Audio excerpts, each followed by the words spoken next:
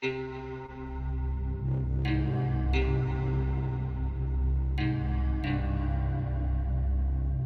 amor é a droga mais forte, que vicia logo no flerte. E o que vem depois se reparte, cicatriz por cima do corte. O destino faz sua parte, fora isso só mesmo a sorte. Mais que isso, só mesmo a morte.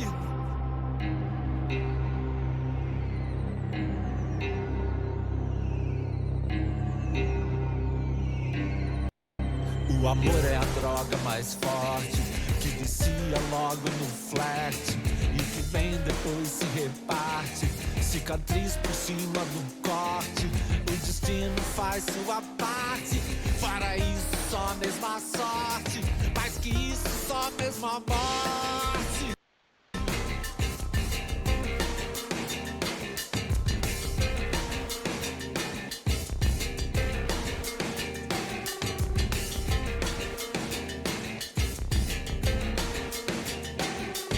O amor é a droga mais forte, que vicia logo no flerte. E o que vem depois se reparte, cicatriz por cima do corte. O destino faz sua parte, fora isso só mesmo a sorte. Mais que isso, só mesmo a morte.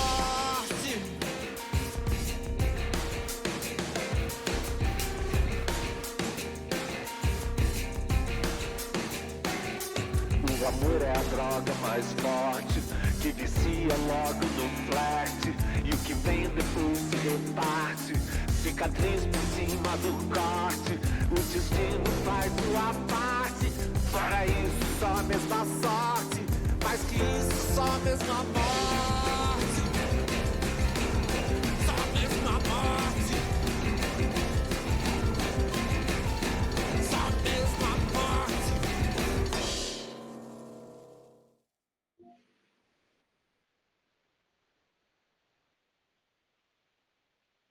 Oi, gente. Boa noite. Boa noite. Boa noite. Tivemos aí mais ou menos circulando na droga forte do amor aí com o Arnaldo Antunes. Enquanto o pessoal vai chegando, a gente já começa aí, né? Já começamos, na verdade, né? Assim, a gente já começa com a atividade daqui a pouquinho, né? A gente já começa. Tá todo mundo me ouvindo bem? Estão me ouvindo bem assim, né? O áudio tá beleza, né? Sim. Uhum. Ótimo. Tá bom, então. Então, assim, Sim. ótimo. O pessoal vai chegando. Nós vamos aguardando um pouco, respirando. Nosso convidado já está conosco aqui. Então, sejamos todos, todo mundo aí seja bem-vindo e bem-vinda ao NEL, né? Boas-vindas a quem está conosco aqui hoje pela primeira vez, ou aqueles que já são aí prata da casa, né? Que já estão conosco aí já um bom tempo. E de maneira mais específica, boas-vindas à primeira noite preparatória da nossa quarta jornada de psicanálise do Núcleo de Estudos Lacanianos aqui de Teresina, que previamente ou mais especificamente, de uma maneira um tanto quanto provisória, a nossa jornada está intitulada Das Parcerias Sintomáticas ao Parceiro Sintoma, o Amor e Suas Vicissitudes. Então, nós estamos discutindo e trabalhando, começamos aí, né, as nossas atividades na semana passada, estamos aí trabalhando e discutindo, vamos continuar fazendo assim, em torno do amor e suas vicissitudes, das parcerias amorosas, das questões que têm a ver com aquilo que a gente chama de parceiro sintoma, diversas outras situações envolvendo esse tema aí complexo, mas que a gente não foge dele, assim, né? É um tema que a gente que a gente enfrenta, assim, né? Então, gente, então é o seguinte, para quem está chegando aí pela primeira vez, eu não sei como é que está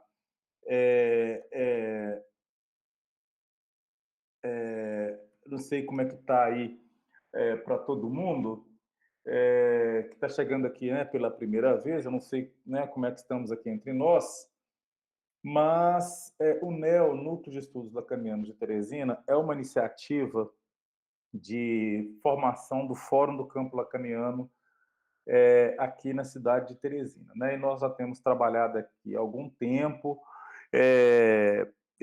com a psicanálise de orientação lacaniana, fazendo esse laço transferencial de trabalho com a Escola de Psicanálise dos Fóruns do Campo Lacaniano. Então, a gente é uma iniciativa do Fórum do Campo Lacaniano aqui em Teresina, e nesse nosso trabalho, nessa nossa tentativa aí, né, de estabelecimento, né, das nossas bases, daquilo que a gente tem trabalhado, nós realizamos já, né, durante esse período, 3 jornadas, ou 3 encontros, né? Nós chamamos jornada exatamente para essa ideia mesmo de uma jornada. A gente passa o dia, assim, né, trabalhando, né, em torno do tema que nos motivou durante o ano, né? Então, a jornada seria um momento para a gente poder discutir, pensar, colher os resultados aí dos nossos trabalhos, dos trabalhos que nós desenvolvemos no decorrer do ano. E neste ano, no ano passado, a gente já teve esse ensaio, né?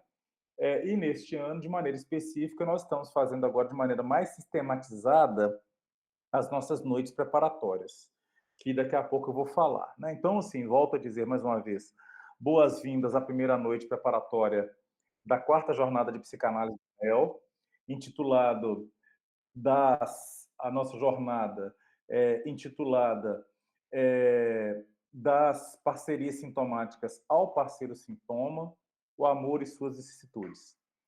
No seminário 19, o Lacan nos diz: do amor fala-se na análise. Isso se deve, é claro, à posição do analista.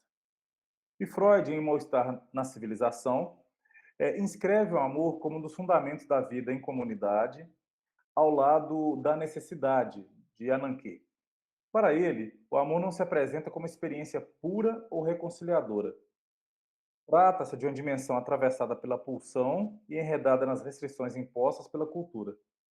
Isso implica que o amor, longe de promover a harmonia, está profundamente marcado pela falta, funcionando como uma tentativa de mediação entre o desejo do sujeito e os limites civilizatórios.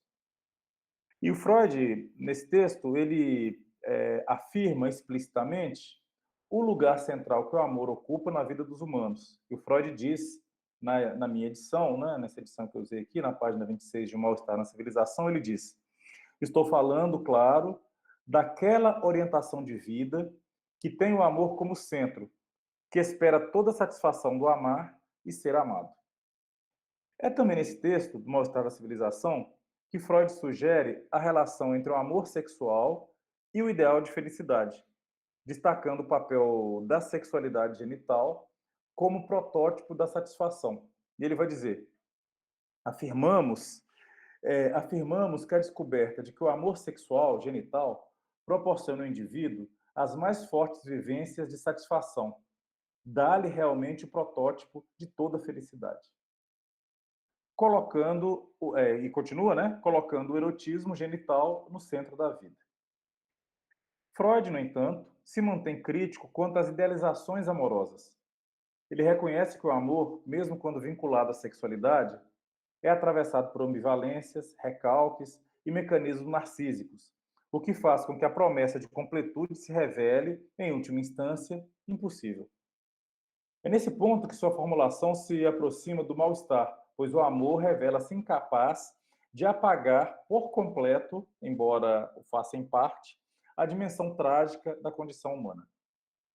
Lacan retoma a problemática do amor a partir da constatação freudiana do impossível da relação sexual.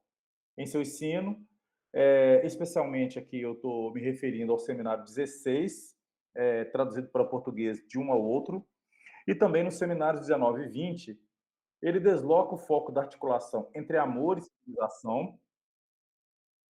Vou aceitar uma pessoa aqui. Ele desloca o foco da articulação entre amor e civilização para pensar o amor como a resposta do sujeito frente à falta estrutural. Para Lacan, então, o amor não é uma via de completude, mas é uma suplência, uma tentativa de fazer laço com o outro a partir do ponto onde a relação sexual não se escreve. O amor aparece como um modo de lidar com o real, não real, obviamente, idealizado, mas aquele que se inscreve como furo, como num todo, conforme a gente pode extrair, eu estava dizendo, lá do seminário 16, mas também do seminário 19 e 20, dos seminários 19 e 20. É nesse contexto que Lacan formula a noção de parcerias sintomáticas. O parceiro amoroso é aquele que encarna para o sujeito algo de seu próprio gozo, algo que ressoa como sintoma. O encontro amoroso não se dá com o outro ideal, mas com que nele marca alteridade radical, o ponto de opacidade. Assim, amar é, como aponta Lacan, que já virou frase de Instagram, né? Dar o que não se tem. E o Lacan continua, do seminário 16. O amor cortês é a tentativa de ultrapassar o narcisismo, uma homenagem prestada pela poesia ao desejo sexual. Lacan também diferencia com precisão a relação analítica da relação amorosa. Né? A gente está discutindo aí nos seminários também de leitura. O Lacan diz, Freud falou muito do amor com a distância que convinha. Não é por isso ter subido a cabeça dos que o seguiam que não temos que recolocar as coisas no nível de que ele as fez partir. No nível do amor, ele distinguiu a relação analítica e a relação narcísica. Isso no seminário 16 que ele diz isso. Em outro seminário, Lacan destaca que do amor fala-se na análise, como eu já apontei lá no início, como epígrafe dessa minha abertura. Do amor fala-se na análise. Isso se deve, é claro, à posição do analista. A partir dessa leitura, é possível pensar que o amor, longe de operar como síntese, funciona como um modo singular de o sujeito fazer frente ao impossível, sustentando-se em arranjos que, ainda que sintomáticos, permitem alguma consistência. No contemporâneo, contudo, assistimos à proliferação de formas de amar que refletem as transformações discursivas da cultura. Estudos recentes, por exemplo, apontam para a emergência dos amores fragmentados, outras vezes chamados de líquidos, mas também chamados de performáticos, muitas vezes capturados pela lógica mercadológica e pelos imperativos do gozo. As relações amorosas passam a ser organizadas em torno de algoritmos, imagens e narrativas de consumo, o que redefine os modos de desejar e de se vincular ao outro. Tais mutações não eliminam. Vou aceitar uma pessoa aqui. Tais mutações não eliminam o amor enquanto experiência do inconsciente, mas a tornam mais opaca, muitas vezes mais sintomática. Diante disso, a quarta jornada de psicanálise do NEL, conforme eu já disse, provisoriamente intitulada Das parcerias sintomáticas ao parceiro sintoma, o amor e suas vicissitudes, propõe-se a interrogar esse duplo movimento. Por um lado, a pluralização contemporânea das formas de amar e seus impasses.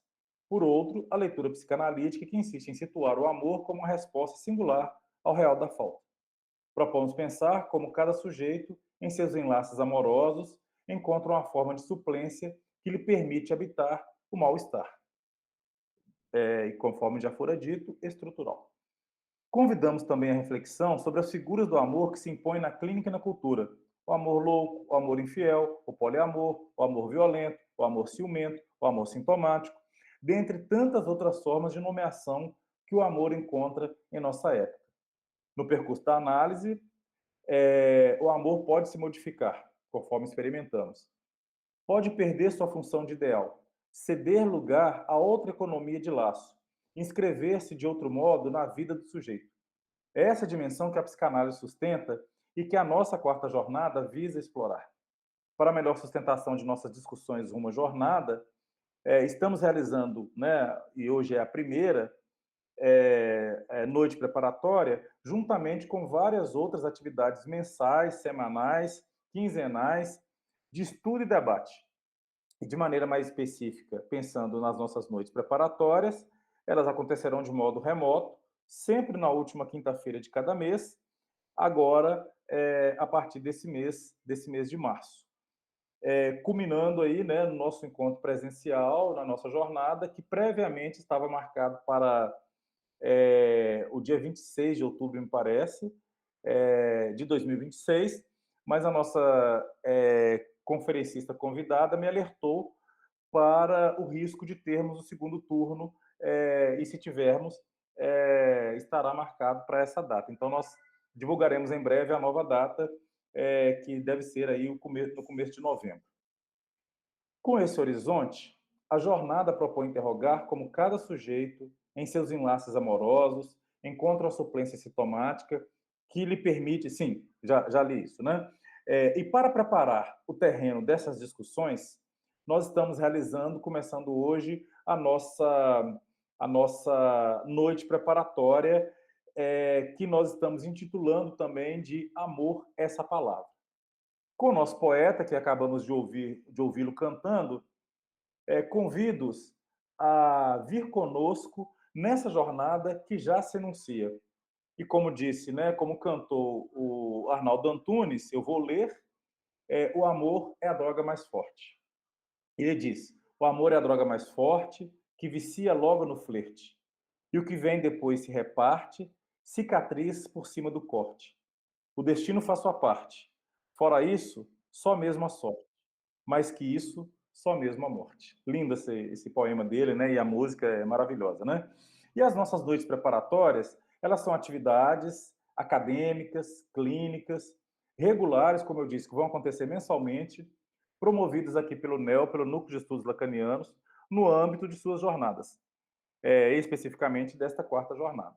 Essas atividades das noites preparatórias, elas têm como objetivo, de alguma maneira, fazer ressoar o tema central de nossas jornadas.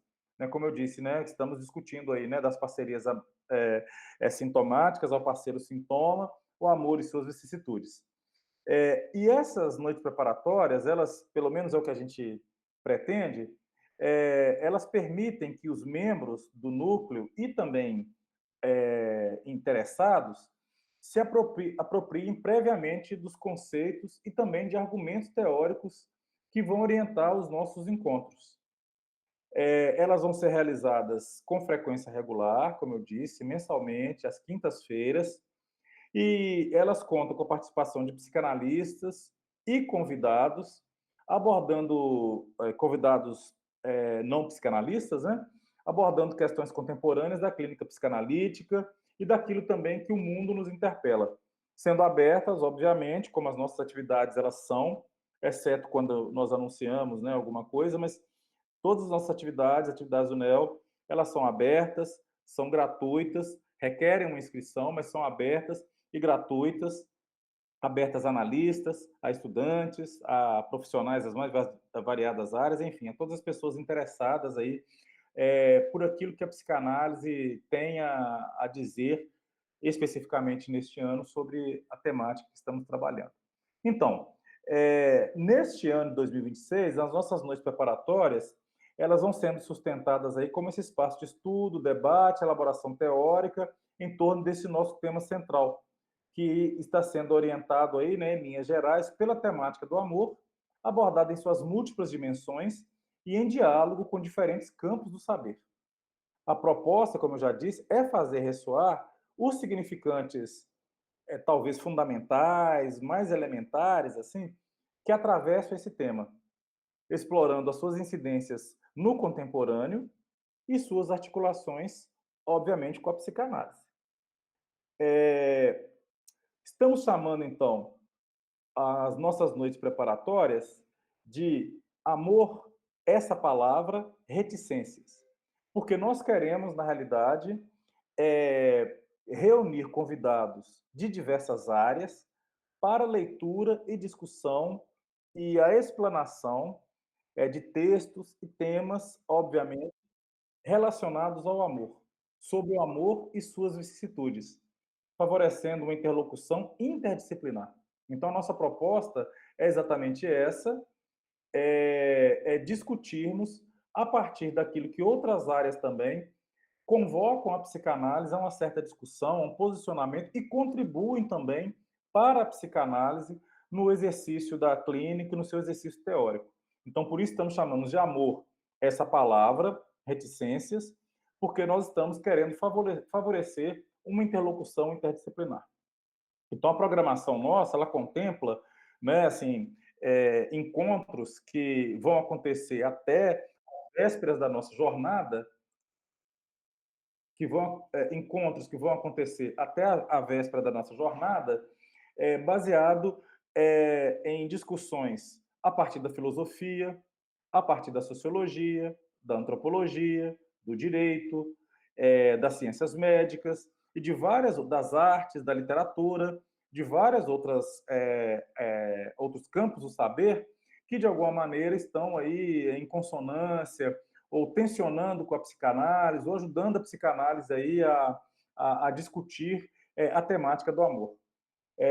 E hoje, de maneira mais específica, conforme já enunciado e divulgado, né, nós estamos trabalhando amor, essa palavra, na filosofia. Já cantava Cecília Meirelles, liberdade, essa palavra que o sonho humano alimenta, não há ninguém que explique e não há ninguém que não entenda. Talvez possamos parodiá-la para também ressoar com o tema das nossas noites preparatórias, amor, essa palavra que o sonho humano alimenta. Não há ninguém que explique e não há ninguém que não entenda. Mas para de alguma maneira tentar aí, né? Eu não sei se é explicar, mas tensionar, mas conversar, mas provocar de alguma maneira, né? Assim, né? Isso que nós estamos chamando amor essa palavra e amor essa palavra na filosofia, nós recebemos hoje, assim, né? Eu da minha parte de uma maneira assim muito honrada, muito feliz, porque se trata de uma pessoa muito querida por mim, que é o professor José Vanderlei Carneiro. José Vanderlei Carneiro, ele é pós-doutor em filosofia pela Unicinos, ele é doutor em linguística pela Universidade Federal do Ceará, é mestre em filosofia pela Universidade Estadual do Ceará e é graduado em filosofia pela FAGE, Faculdade Jesuíta de Filosofia e Teologia, que fica em Belo Horizonte. Sua graduação em filosofia também se deu pela Universidade Estadual do Ceará.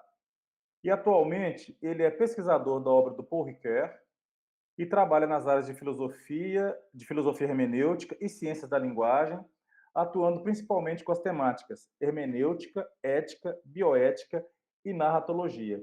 Ele é professor aqui da Universidade Federal do Piauí e, como eu disse, é uma pessoa que me é muito querida, muito cara, uma pessoa de quem eu tenho o maior respeito, assim, né, como profissional, como pensador e como humano, né, como amigo que é. Então, professor Vanderlei, muito obrigado mais uma vez por ter prontamente aceitado o nosso convite, por estar aqui conosco, né, discutindo aí, né, esse campo que também nos é muito caro, que é a filosofia. O professor Vanderlei também tem passagem pela psicanálise, né, de estudos, fez formação básica lá no corpo freudiano, né, o professor tem frequentado aí algumas reuniões do NEL.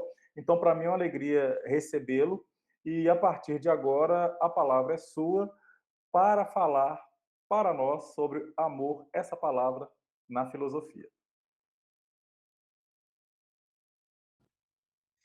Boa noite a todos e a todas.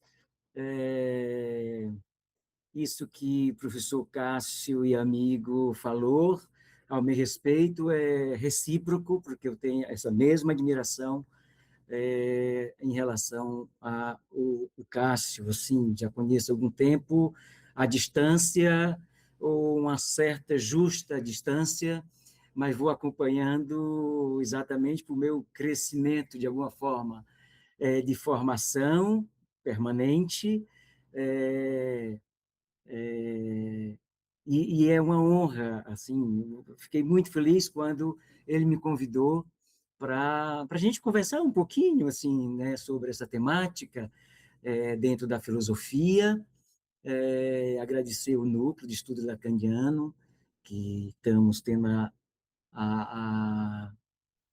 a honra de estar participando de algumas reuniões, e, e por isso é um prazer, de fato, né, a gente se encontrar aqui dessa forma virtualmente, mas que muito presente, né?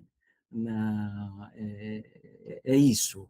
E aí, dizendo essas coisas de agradecimento, eu queria dizer, como poeta, Fernando Pessoa, ele diz que na filosofia não há árvore, não há árvore nem folhas, nem pedras, nem rios.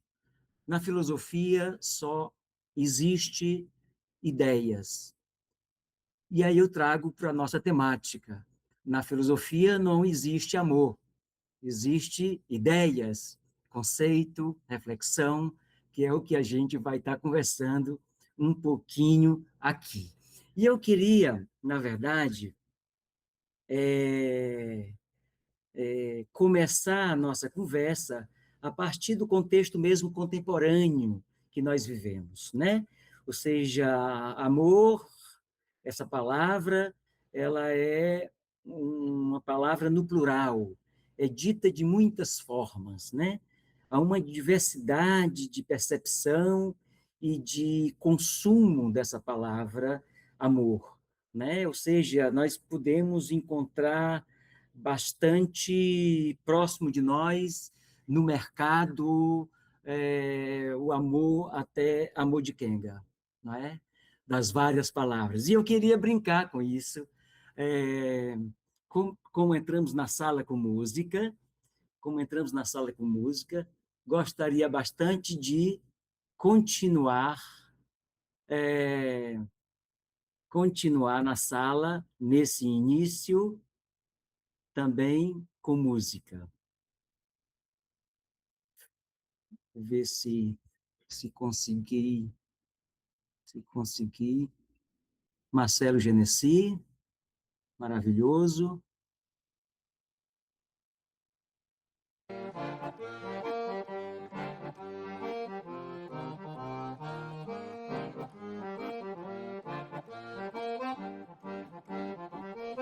O que os olhos não veem, o coração não sente. Eu tenho um jeito de amar bem diferente. O que você não vê é que os outros mentem. Eu tô dizendo a verdade na tua frente. Veja bem, não é maldade. É que tem tanta gente linda na cidade. E eu tô na flor da idade. Melhor se arrepender do que passar vontade. Eu espero que você entenda que o meu amor é amor de quenga. E eu não quero que você se prenda ao meu amor, amor de quenga.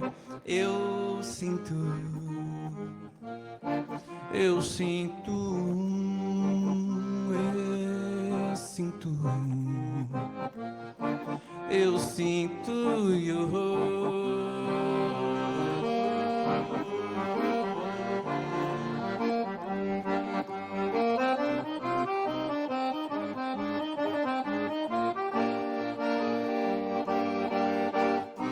O que os olhos não veem, o coração não sente. Eu tenho um jeito de amar que você não vê. Eu tô dizendo a verdade na tua frente. Veja bem, não é maldade. É que tem tanta gente linda na cidade. E eu tô na flor da idade. Melhor se arrepender do que passar vontade. Eu espero que você entenda que o meu amor é amor de quenga. Eu não quero que você se prenda ao meu amor, amor de quenga. Eu espero que você, ao meu amor, amor de quenga. Eu não quero que você se prenda ao meu amor, amor de quenga. Eu sinto,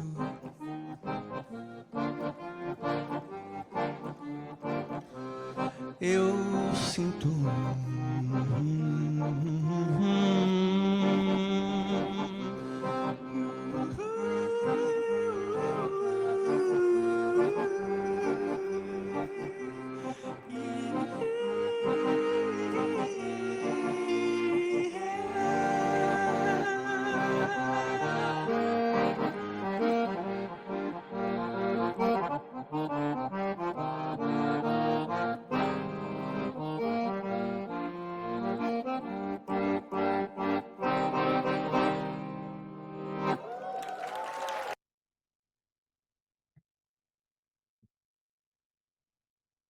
Eu sinto que, de fato, nós vamos fazer uma boa conversa, de forma simples.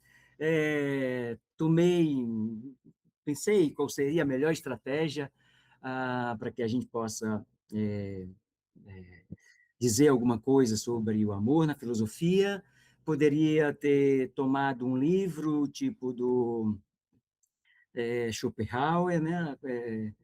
A Metafísica do Amor, um livro que ele aprofunda bastante, ou mesmo as obras do amor do Kierkegaard, na filosofia, ou o Banquete de Platão, ou Fedro, ou seja, pegar um livro específico e a gente conversar sobre uma obra, mas achei por bem pegar um manual mesmo da filosofia, do Nicolas Abanano, que é uma espécie de verbete e que dá uma passeada assim no pensamento ocidental sobre a filosofia. Então é quase uma espécie de introdução, né? Introdução a, a, ao amor, a essa temática do amor na filosofia.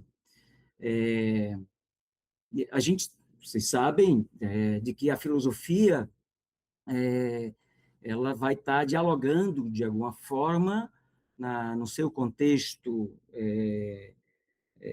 temporal, né, epocal, século XVI, século VI, quinto, quarto, ali antes de Cristo. O discurso filosófico é um discurso que está exatamente no tensionamento com o discurso mítico, né? E, portanto, essa temática do amor vai surgindo nesse debate ali desse período, né? Desse período.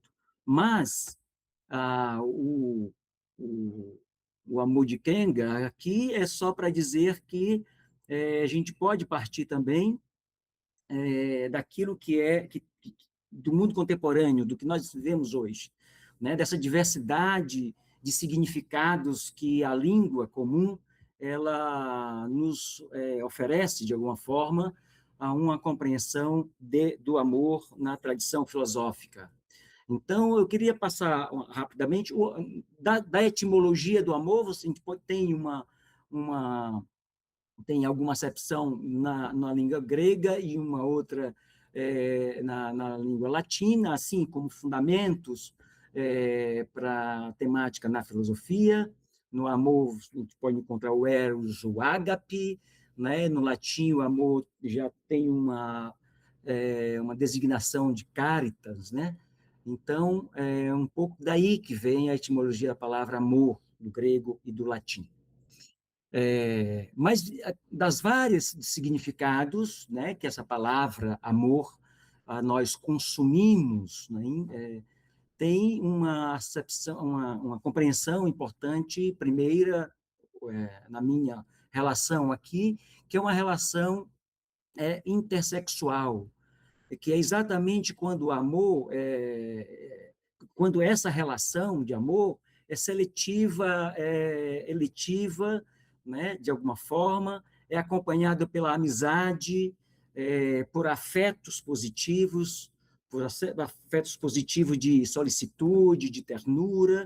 Ou seja, muitas vezes a gente pode encontrar na mesma linguagem, né, comum, exatamente esse tipo de relação da palavra amor, né? Nessa relação intersexual. Por exemplo, quando a gente escuta, né, fazer amor, né? Tem até música. Então, fazer amor é uma expressão de um tipo de compreensão de amor que aqui a gente pode estar sistematizando, tá colocando como uma espécie de relação intersexual. Uma outra relação fundamental são as relações interpessoais, que também produzem, de alguma forma, uma fala do amor, e essa fala do amor, exatamente enquanto interpessoal, são as relações entre amigos, né? Relações entre amigos, relações entre pais e filhos, entre os cidadãos, os colegas, os convivas da comunidade, da cidade, né? No bairro que moramos, no condomínio que moramos, etc. Relação entre cônjuges, ou seja, dentro de casa, na família. Então, tem também uma concepção, uma compreensão, uma designação de amor enquanto essas relações interpessoais. Uma outra relação importante que a gente pode encontrar nessa diversidade de nomes que o amor e compreensões que o amor vai a gente vai consumindo de alguma forma, é exatamente na relação em que o amor, essa relação que nós temos por objetos, coisas, objetos, etc., inanimados. Esse tipo de relação com esses objetos também é uma relação de amor, né? Por exemplo, o amor ao dinheiro, para muitos, tem esse tipo de relação, a relação do amor com a obra de arte, com livros, com coisas, né, inanimadas, etc.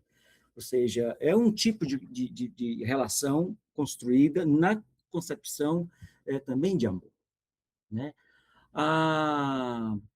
Também podemos encontrar uma designação do amor em relação a objetos ideais, um amor pela justiça, um amor em relação ao bem, um amor à glória, né? Sei lá. É um outro tipo, né? Também compreendemos o amor a partir das atividades ou formas de vida, né? Tem muitas expressões ou relações das pessoas em relação ao trabalho, que eu amo o trabalho, eu amo a minha profissão, eu amo meu time de futebol, né? Sei lá, eu amo o luxo, e tem muito isso hoje e tal, ao divertimento, ou seja, são essas atividades, né, que em relação a essas formas de vida, que também são compreendidas, de alguma forma, como amor. Uma outra que a gente encontra na literatura é exatamente o amor à comunidade ou a entes coletivos. Nas expressões, por exemplo, eu amo a pátria, família, né? A pátria, ao partido, e etc., né? E mais uma outra concepção que a gente pode compartilhar aqui é o amor ao próximo e amor a Deus. Veja, e aí tem muitas, né? Brinquei com a música que o Genesi cantou aí para nós, do Pablo Vittar. Então, são muitas concepções de amor. Mas, tomando agora, né, e isso circula no nossa convivência, no mundo que vivemos, né? Mas tomando, por exemplo, exatamente a partir dos gregos, aí eu volto ao que minha introito ali inicial, aos gregos, eles nesse diálogo com o discurso mítico, né, com os deuses, que era a forma de que o ser humano pudesse se adequar aos fenômenos, né, os fenômenos físicos e sobrenaturais da sua época, no seu mundo. A filosofia surge exatamente ali com a preocupação de encontrar, de alguma forma, um princípio, um arqué, uma unidade, né? Uma unidade, não, sem necessariamente essa fragmentação de deuses, etc., né? Para explicar as coisas, essas reações, esses sentimentos, né? Do ser humano, né? Como explicar isso? E aí o grego começa exatamente, o filósofo começa a pensar, sobretudo, o amor como uma força unificadora e harmonizadora desse sentimento, né? Eles entendem, por exemplo, que o amor sexual, né, o amor na concórdia política e o amor na amizade, etc., ou seja, são possibilidades de estabelecer uma unidade de sentido, uma unidade de sentido. Isso é muito interessante. No final aqui da minha exposição, a gente pode estar conversando em que a filosofia pode, de alguma forma, dialogar com a psicanálise. Mas aqui vou ficar só na filosofia. Portanto, essa é a ideia inicial, primeira, né? Exatamente dessa investigação, né, de compreender esse sentimento, né, esse fenômeno, né, que se chama de amor, exatamente como uma força unificadora, humanizadora, etc. Ora, a gente vai ver, por exemplo, que Aristóteles, na metafísica dele, ele vai dizer que Hesíodo e Parmênides, eles foram os primeiros a sugerir que o amor é a força que move as coisas, né? O amor é a força que une e que mantém as coisas juntas, né? Juntas. Então, segundo Aristóteles, foram esses pensadores na sua época, né? Já a gente vai encontrar, exatamente em Empédocle, que o amor é uma espécie de, existe uma espécie de reino do amor, né? Ou seja, o amor ele é esférico, se a gente quiser entender melhor. Ou seja, a fase culminante do amor é no ciclo cósmico, esse todo ordenado, né? Uma ideia de uma perfeita harmonia. É para isso que o amor está como base, né, das relações humanas ali desenvolvida por esses senhores, né, por esses pensadores. Nessa fase dessa percepção de um reino do amor cósmico, de um todo ordenado, não há nem sol, nem terra, nem mar, porque não há nada além de um todo uniforme, uma divindade que flui a sua solidão, né? Ou seja, esse é um esforço primeiro e importante para exatamente preencher de alguma forma o discurso mídico que deixava algumas lacunas, vazios, faltas produzido por as suas danças no universo, né? Enquanto deuses. Platão, que é na filosofia, talvez seja um dos muito conhecido, ele, de fato, é o primeiro assim que elabora uma obra, né? Um trabalho, uma espécie de tratado filosófico do amor, né? É Platão, né? Quando ele escreve o Banquete de Platão.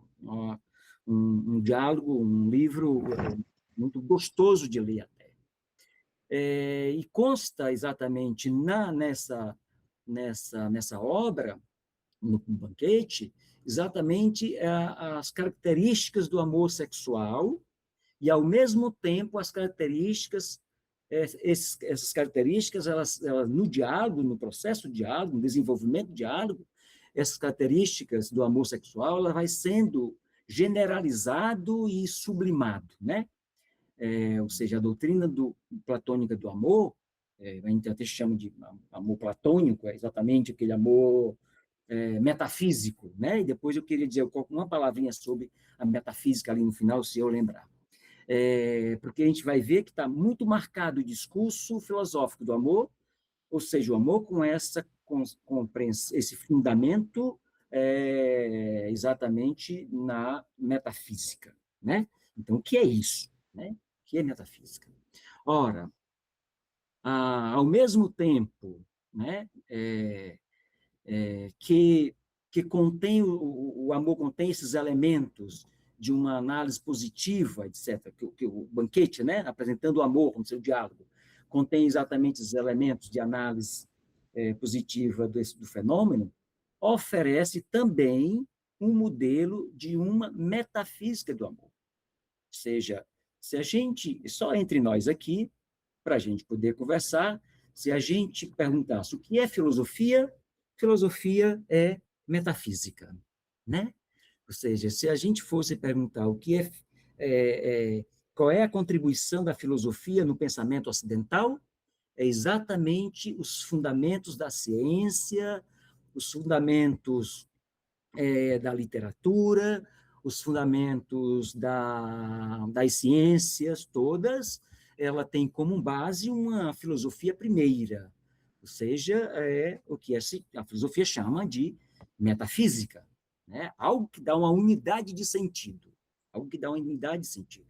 Então, nessa obra de Platão, ele vai exatamente fazer esse processo, né, esse tipo de elaboração teórica, né, num desenvolvimento onde coloca, descreve, reflete sobre as características próprias de um amor sexual num processo de generalização e sublimação desse conceito, né, que é o amor, né, a chegar exatamente, né, estabelecer aqui essa relação entre o amor enquanto fenômeno, o amor enquanto modelo metafísico, uma forma de pensar, uma forma de pensar.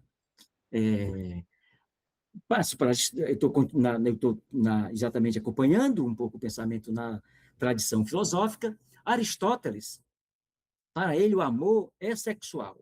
Aristóteles, para alguns, eu estou dizendo bobagem, mas Aristóteles foi discípulo de Platão, estudou com Platão, mais ou menos 19 a 20 anos, né?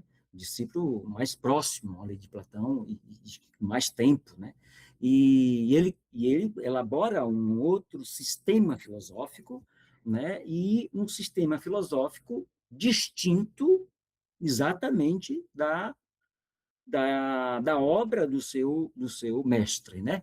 Do seu mestre. Por isso que a gente brinca no nosso grupo de estudo que o bom discípulo é aquele que mata o mestre, né? Que supera o mestre. Isso é fundamental, não é? Qualquer relação de orientação do conhecimento é para que a gente seja superados. Aí é muito legal. Ou seja, nós temos vocação, de alguma forma, de ser vencidos, né? O professor, o orientador, etc. Nós temos a vocação, como diz um servo de Deus lá nas ruas de São Paulo, vocação ao fracasso. Muito legal. Mas, voltando aqui a Aristóteles, né? Ou seja, Aristóteles vai compreender que o amor sexual, esse afeto, é um afeto, né, entre consanguíneos, né, entre pessoas, de algum modo, que estabelece alguma relação, unido a alguma relação solidária, alguma relação de amizade, né? Ou seja, ele reconhece que no amor, o fundamento de necessidade, de imperfeição ou de deficiências em que encontra ali na filosofia de Platão, né? Ou seja, pode ser a base para se desenvolver uma outra proposição de sentido do amor. Portanto, ele vai dizer, ora, a divindade diz, né? A divindade diz ele, não tem necessidade de amizade, né? Não tem necessidade de amizade, pois é o seu próprio bem para si mesma, ou seja, enquanto para nós o bem vem do outro, mas para Deus não. Aristóteles encontra a ideia de que o ser humano está entre Deus e a besta, né? Ou seja, o ser humano não é Deus, mas também não é a besta, né? Ou seja, não são os animais rastejantes, de jeito nenhum. Ou seja, mas, portanto, o amor é da ordem do humano, né? Não é da ordem da divindade, é do humano. É isso que a gente quer afirmar. Ou seja, o amor que está ligado ao prazer pode começar e abarcar rapidamente, mas pode também dar algum lugar à vontade de conviver. Em algum lugar dá espaço exatamente para uma forma de amizade, né? Uma forma de amizade. Portanto, uma forma de relação desse sentimento desse afeto que é o amor, né? E vou caminhando. Se a gente quiser, por exemplo, no cristianismo, a noção de amor sofre uma transformação bastante significativa, estabelecendo duas relações, né? Uma, o amor é entendido como uma relação ou um tipo de relação que deve estender-se a todo o próximo, e aqui a gente pode ilustrar com a parábola do bom samaritano, né? Do bom samaritano. Essa parábola do bom samaritano, para nós que estudamos o pensamento do filósofo francês Paul Ricoeur, tem muito, nos ajuda bastante a pensar, porque ele faz uma interpretação muito simpática e carinhosa, no sentido de que essa parábola, essa historinha lá do texto sagrado, exatamente provocado por uma pergunta, que a pergunta é exatamente quem é o próximo, né? Na parábola do bom samaritano. A pergunta é quem é o próximo. E Jesus vai, né, responder a essa pergunta, quem é o próximo, contando uma historinha, né, que vinha pelo caminho, sacerdotes e legisladores e etc., e um samaritano, um estrangeiro, né, passando por ali, vê um homem caído. Vocês conhecem a história, um homem caído, e aí ele para ali, vai até a pessoa que está caída, ele se abaixa, né, para ficar na altura daquele que está no chão, daquele que está jogado no chão, né, toma essa pessoa pelo braço, coloca em cima da carruagem, da mula, sei lá, do transporte, e leva para uma hospedaria para ser cuidado, etc. Ou seja, essa é uma historinha, claro, que não é isso, que a história é muito mais elaborada, mas para dizer sobre a compreensão do filósofo sobre a pergunta o que é o próximo, nesse texto é dizer o próximo não é necessariamente as pessoas do meu convívio, né? Ou seja, o próximo é uma espécie de gesto, né? Uma espécie de gesto, de ação, né? É um movimento em torno do outro, né? É um movimento em torno do outro. Então, ou seja, o cristianismo compreende o amor exatamente nesse tipo de relação, que é uma relação que se estende ao outro, ao próximo, ao próximo. No nosso estudo do filósofo francês, o próximo é o estrangeiro, é o estranho a nós. Mas ok. Ora, essa é um tipo de compreensão do cristianismo sobre o amor, né? E uma outra compreensão é que essa relação devotada ao próximo, ela se transforma em um mandamento, né? Ou seja, ela não tem conexões com situação de fato, porque é mandamento, é lei agora, mas que ela se propõe a transformar essas situações em um modelo de comunidade. Aquilo que para os cristãos, e talvez só para os cristãos, os cristãos chamam de reino de Deus. Então, isso é a expressão maior da compreensão que o cristianismo tem sobre o amor. Ou seja, ele é diferente, ele sofre essa transformação porque ele sai de alguma forma, uma releitura metafísica dos gregos, né, se a gente quiser. Uma leitura metafísica dos gregos. Trazer um sentimento para dentro de um gesto, de uma atitude, né, de uma ação. E isso a gente vê, por exemplo, nas cartas de São Paulo, ele identifica esse reino de Deus, né, com a igreja e considera a igreja como corpo de Cristo. Está lá na carta aos Romanos, como corpo de Cristo. E os cristãos, né, os membros daquela igreja, são exatamente ou seja, o corpo de Cristo, os membros são exatamente os cristãos, né? Os cristãos, aqueles filiados a esse tipo de pensamento. Ora, portanto, os membros da comunidade cristã fazem do amor um vínculo, né? Um vínculo exatamente com a comunidade religiosa em que pertence, que é fundamentalmente a condição da vida cristã. Veja que a acepção da palavra amor, ela vai ganhando um movimento de ressignificação, de elaboração na filosofia, de forma também distintas, né? Se a gente quiser. Ora, o amor, né? Ainda em São Paulo, o amor tudo suporta, nós conhecemos, lindo o texto, tudo suporta, tudo crê, tudo espera, né? Tudo sustenta, vocês conhecem, né? Mas agora, no finalzinho do texto, ele vai dizer, mas agora o que existe é a fé, existe a esperança, existe o amor. Mas é o amor que é soberano, ou seja, é o amor que é o mais importante de todos os outros, né? De todos os outros. No neoplatonismo,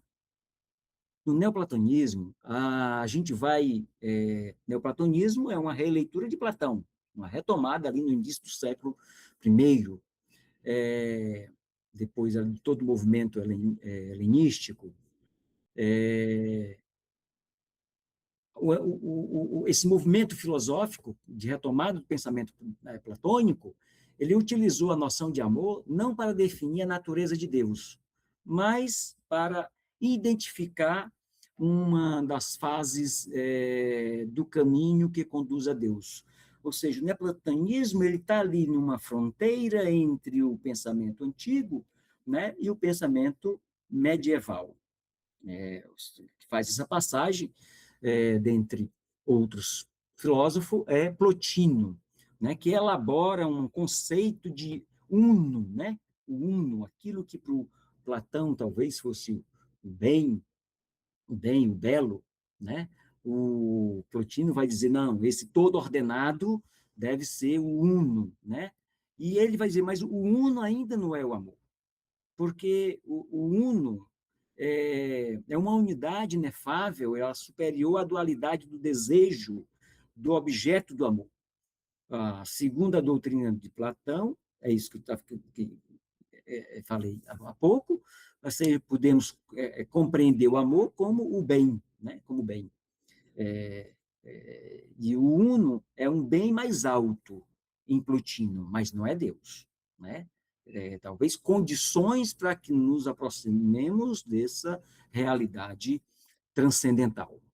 Ora, Santo Agostinho, ele introduz, Santo Agostinho, lê Plotino, lê as Sagradas Escrituras, etc., Santo Agostinho introduz explicitamente a palavra amor na própria essência divina e se torna um conceito teológico. O amor passa, a partir de Agostinho, passa a ter uma concepção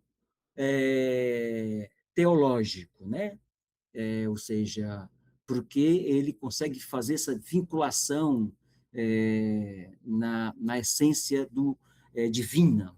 Então, o amor se torna um conceito teológico, um conceito moral, também em Agostinho, e um conceito religioso.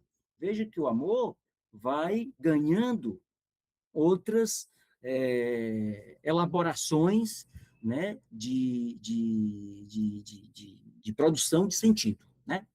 Ou seja, o amor a Deus e o amor ao próximo se unem, quase formando um conceito único, segundo essa proposição agostiniana. O amor a Deus significa amar o amado, né? Ou significa amar o amor, que seria um tautológico. Mas, diz Agostinho, não se pode amar o amor, se não se ama a quem ama, né? Se não se pode amar o amor, se não se amar a si mesmo, né? Primeiro aquele que ama. Ou seja, essa é uma dialética que a gente pode compreender, interiorizada na filosofia de Agostinho. Ora, em Agostinho, a gente vai ver que a noção de amor ainda é a mesma dos gregos, não muda, assim, é uma releitura que ele faz dos gregos, porque ele lê Plotino ali, o neoplatônico, né? O amor é uma espécie de relação, de união, de vínculo, né, que liga o ser ao outro. E o ser aqui é um ser metafísico, é um ser ao outro. É quase uma vida que une, um tem que, de alguma forma, unir os outros seres, né? Ou seja, o amante e o que se ama. Ou seja, o amor estabelece essa relação, esse vínculo, né, afetivo e racional, né, entre o amante e o amado, né? O amante e aquele que ama, e aquele que se ama, né? Essa é a proposição. Ora, é, uma outra, um outro filósofo, um expoente da filosofia medieval, junto com Platão, tem muitos outros, é Tomás de Aquino, né? Ora, Tomás de Aquino, ele exatamente toma, já faz uma leitura, não é de Platão, ele já faz uma leitura, uma releitura a partir da filosofia de Aristóteles, né? De Aristóteles. As ideias de Aristóteles sobre a amizade, modificada e adaptada para caracterizar a natureza do amor cristão. Ou seja, esse é o propósito da filosofia de Tomás, né? Uma concepção aristotélica de amizade unir a uma compreensão de amor cristão que é a caritas, né?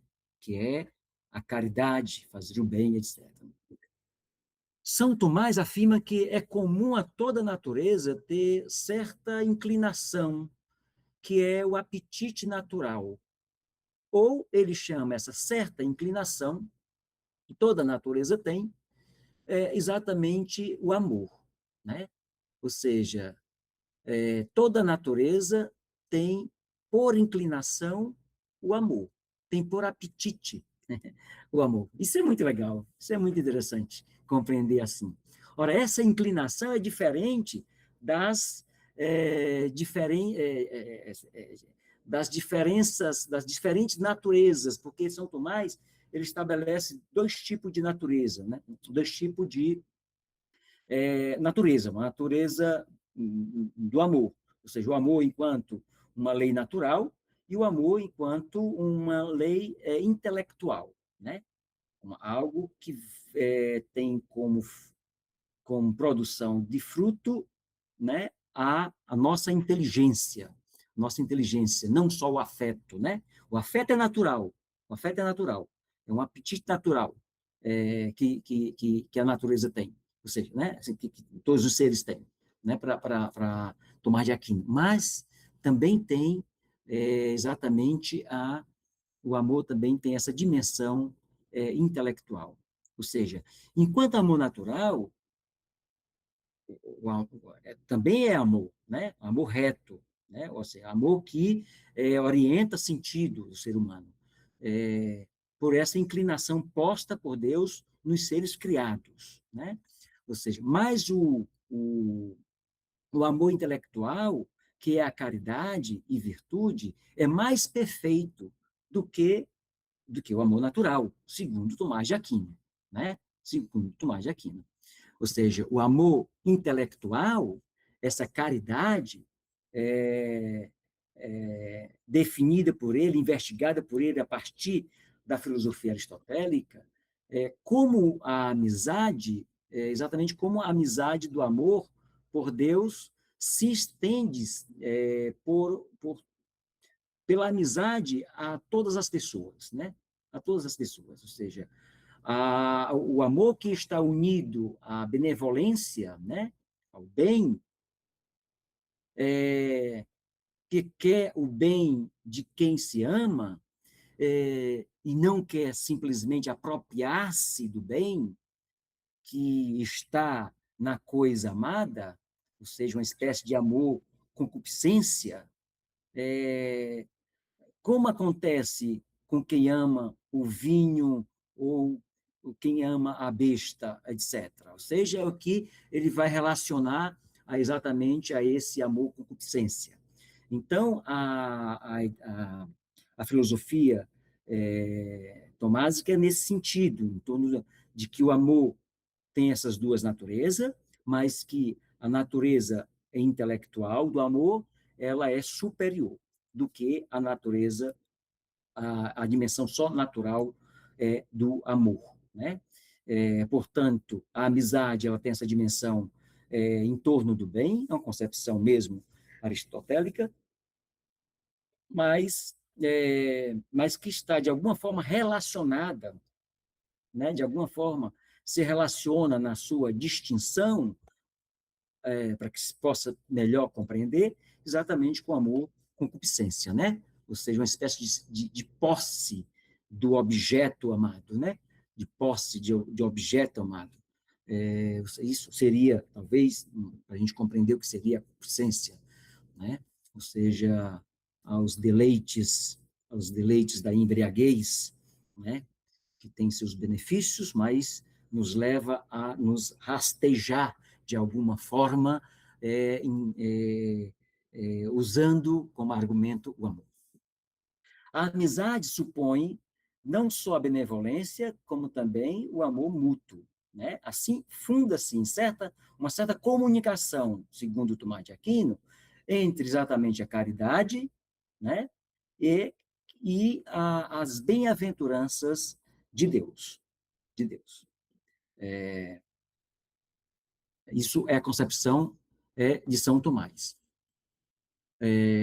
Por último, ainda em São Tomás, a amizade supõe não só a benevolência, como também o amor mútuo, e assim funda-se exatamente essa relação estreita, né, com Deus. Ora, na cultura moderna, se a gente parte aqui do Renascimento, o amor retorna, às vezes, como uma força metafísica e teológica, né? Tem um teórico, Campanella, vai dizer que existe três princípios do ser, ou seja, são princípios constitutivos do mundo, né? Segundo esse teórico. E quais são esses princípios? É o poder, o saber e o amor, né? Ou seja, nós estamos, de alguma forma, vinculados a esses princípios constitutivos, né, do mundo, como concepção mesmo de amor. Ora, esses três princípios, a relação de um ser consigo mesmo, precede a sua relação com o outro. E aqui a gente vê um pouco a distinção para a concepção de Agostinho, né, de Tomás de Aquino, sobre o amor. Ou mesmo Platão e Aristóteles. Ou seja, aqui o que precede não é necessariamente a essência do sentimento, ou da ideia de amor, mas é exatamente essa relação consigo mesmo, precede ao outro, né? Encontramos isso bastante como uma marca da cultura contemporânea, se a gente quiser, né? Uma espécie de mesmado, né? Sei lá, um egoísmo, etc. Alguém que uma espécie como diz o poeta, para Narciso, tudo que não é espelho é feio, tudo que não é espelho, né? Para o poeta. É feio tudo que não é espelho, ou seja, está em torno de si mesmo, né? Isso já é aqui, exatamente nessa cultura contemporânea, ou moderna, ali do século XV, XVI, por ali. Na realidade, o uso metafísico e teológico da noção de amor, que pode ser considerado, na tradição filosófica, né, já retomando mesmo o que já foi dito de Agostinho, mas pelo menos até o romantismo, se a gente quiser, quando essa noção ela assume um sentido panteísta, né, cujo o precedente mais o teórico que a gente pode dizer aqui dessa tese panteísta é Spinoza. Não existe uma substância em todas as coisas. Portanto, o amor é um pouco dentro dessa compreensão também, não é? Tudo é amor, né? A gente poderia dizer assim. Ora, no romantismo é assim, e em algumas concepções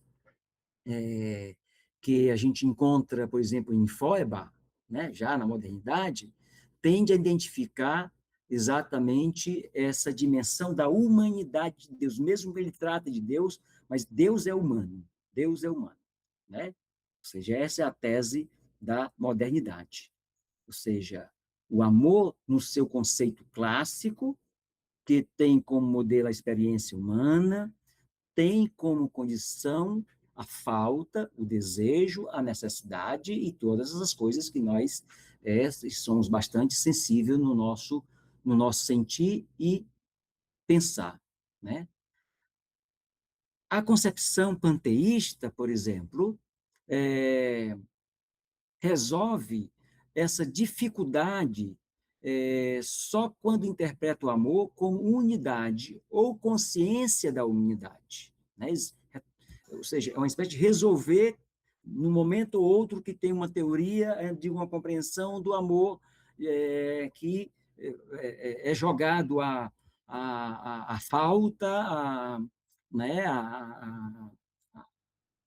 a necessidade, essas coisas. Então, há uma necessidade de uma retomada da unidade enquanto consciência, né? De modo que não encontra correspondência em qualquer tipo de experiência amorosa que não seja dentro de uma perspectiva de uma unidade de sentido, né? Se a unidade, seja ela ou não consciente de si, nada tem a ver com amor, se, aliás, seria exatamente uma negação do amor, porque exclui a relação com o outro, exclui a relação com a comunidade, ou seja, exclui os vínculos, não tem vínculos, né? Ou seja, nós ficamos desprovidos dessa conexão. É bastante óbvio que essas coisas todas seja refletida por nós. Caminhando para o nosso finalzinho aqui, exatamente uma concepção já na modernidade, século XVII, Descartes, sobre o fenômeno do amor. Ele vai dizer que o amor, né, em escalada humana, é muito importante. Ou seja, o amor, diz ele, é uma emoção da alma, produzida pelo movimento dos espíritos vitais, que inicia a unir-se voluntariamente aos objetos que lhe partem a partir das conveniências, né?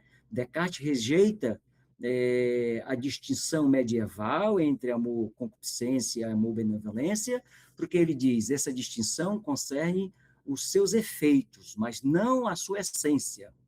Na medida em que estamos unidos voluntariamente com algum objeto, qualquer que seja a natureza do amor, temos por ele um sentimento de benevolência, né?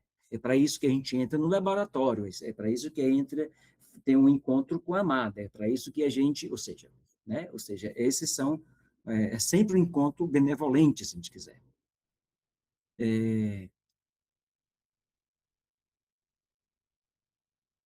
Isso é um pensamento cartesiano. Pensamento cartesiano. Ou seja, dessa forma,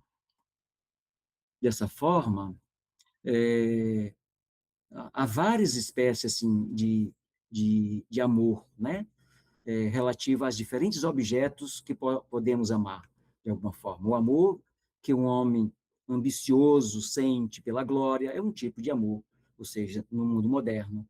O pobre pelo dinheiro, o rico também pelo dinheiro, né?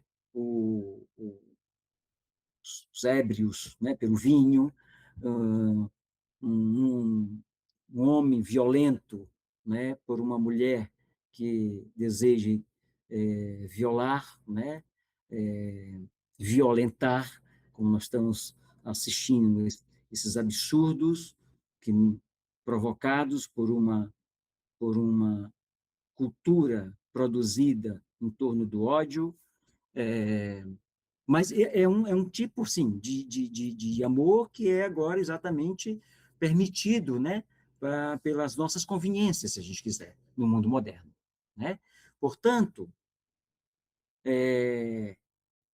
salto aqui exatamente já na primeira metade do século XIX, ainda no romantismo, que se baseia inteiramente na tentativa de demonstrar a unidade. Isso é Schleiermacher, que é um teólogo e é hermeneuta.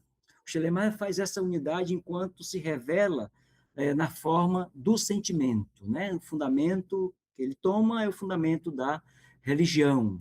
E aqui tem outros filósofos que estão nessa mesma linha, né? Fichte, Schelling, Hegel, etc. E tal. Ora, pela unidade de finito e infinito, as aspirações ao infinito podem ser satisfeitas ainda no mundo finito. Por exemplo, no amor a uma mulher, no amor à poesia, né? Ou seja, a unidade de finito e infinito, e sentimento dessa unidade vem exatamente pelos sinônimos que a gente vai produzindo, né, no campo da nossa imaginação criativa, se a gente quiser, né? Ou seja, agora, tem um senhor na filosofia do século XIX importantíssimo, com um referencial mesmo da tradição filosófica, que é Hegel, e ele exprime exatamente com as fórmulas, uma forma mais rigorosa do conceito de amor.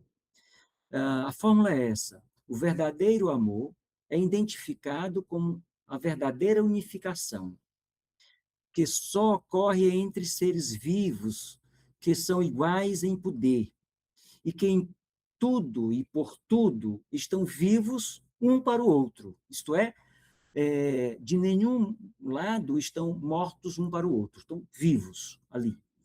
Ou seja, o amor é um sentimento infinito pelo qual o vivo sente vivo. Até a metáfora é metáfora viva.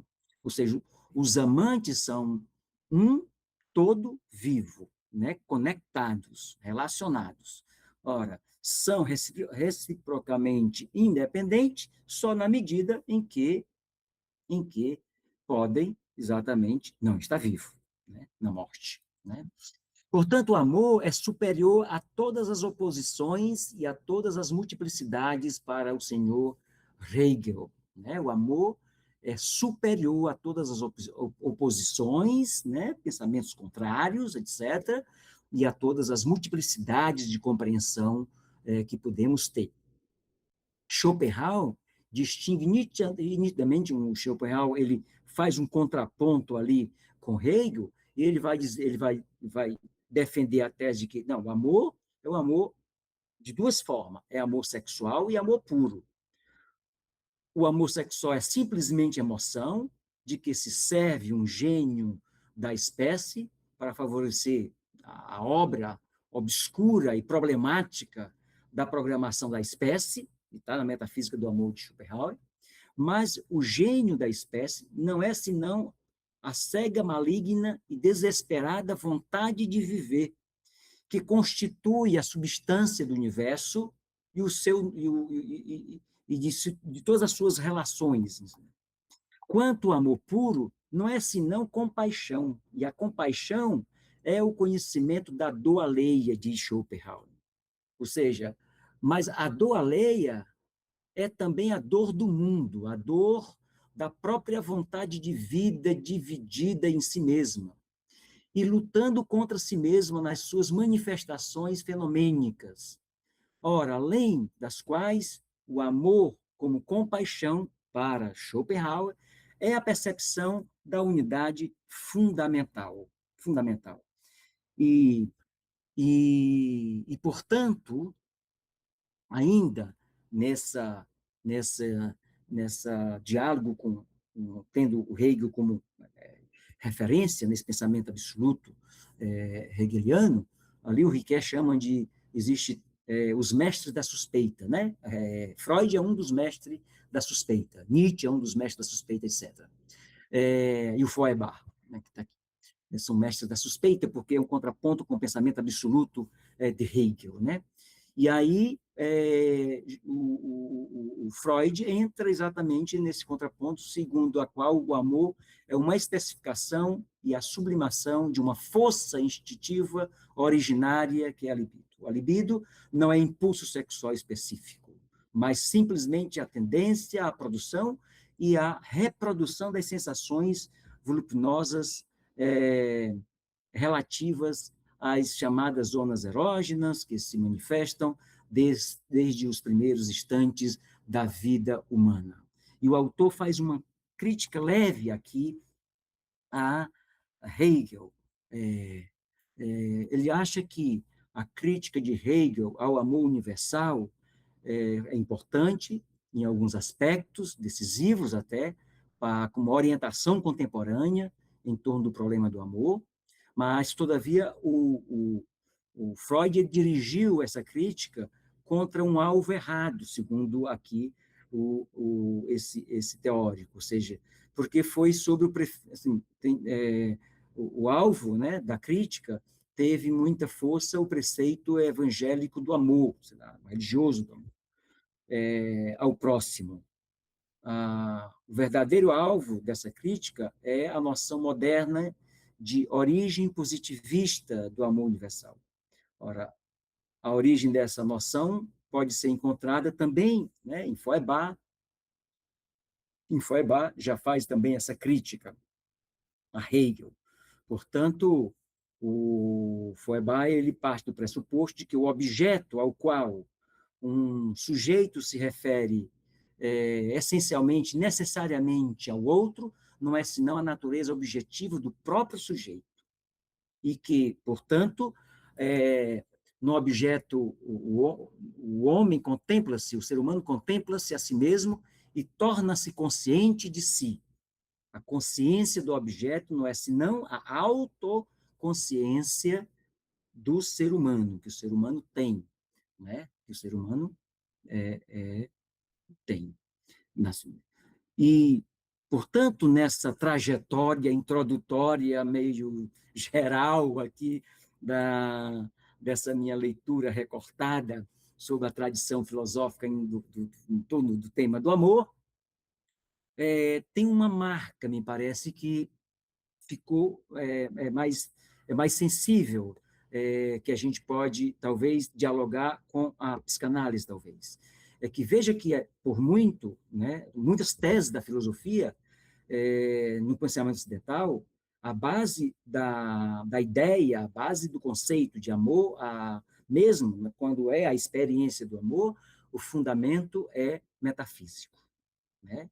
É esse ser, causa última, né? Ciência primeira, constitutivo de toda a inteligência de ciência e do pensamento, né, produtivo humano.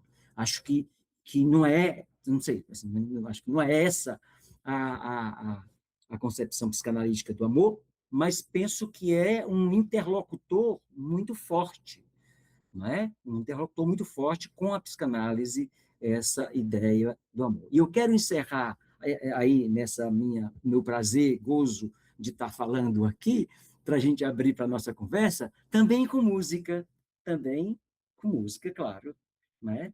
Para a gente se deleitar no finalzinho aqui e abrir as portas para o diálogo. Ver se dá certo.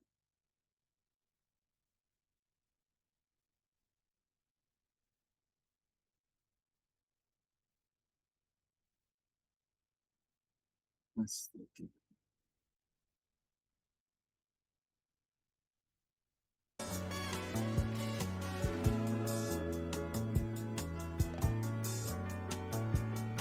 Tudo que move é sagrado e remove as montanhas. Com todo cuidado, meu amor, enquanto a chama arder, todo dia te ver passar, tudo viverá até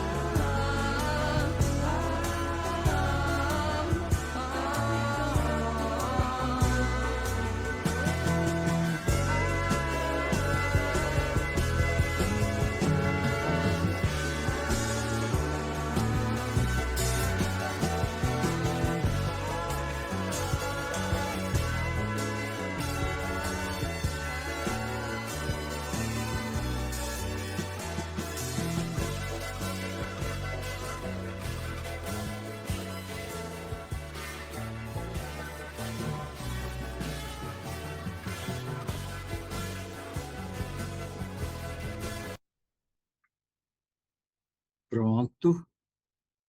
Se nada nos salva da morte, se nada nos salva da morte, pelo menos o amor nos salva da vida. Professor Cássio, obrigado, pessoal. Estamos aqui. Muito bem, professor Vanderlei. Como diz o Caetano, né? Porque rimar amor e dor mora na filosofia, né? Lembra a música belíssima dele, né? Professor, muito obrigado por sua exposição, por esse passeio assim que o senhor fez assim, né? Pelo pensamento filosófico, né? Conforme conforme nós estamos como falamos, né, no seminário na semana passada, no sábado passado, né, um pouco daquilo que nos interessa quando pensamos aí, né, na, no amor, e pensar no amor, né, a partir da psicanálise, é pensar também nesse sentido, a gente tenta pensar sobre